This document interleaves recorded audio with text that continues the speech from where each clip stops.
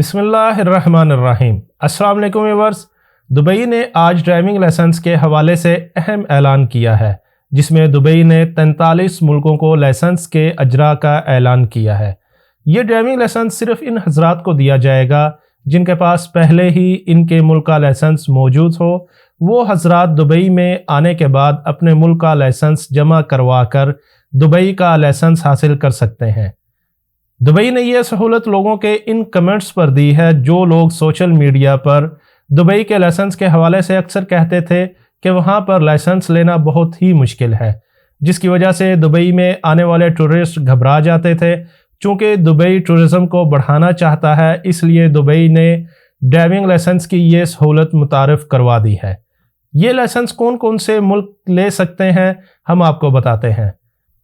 ان ممالک میں Estonia, Albania, Portugal, China, Hungary, Greece, Ukraine, Bulgaria, Slovak, Slovenia, Serbia, Cyprus, Latvia, Luxembourg, Lithuania, Malta, Iceland, Montenegro, United State of America, France, Japan, Belgium, Switzerland, Germany, Italy, Sweden, Ireland, Spain, Norway, New Zealand, Romania, Singapore, Hong Kong, Netherland, Denmark, Austria, Finland, UK، Turkiye, Canada,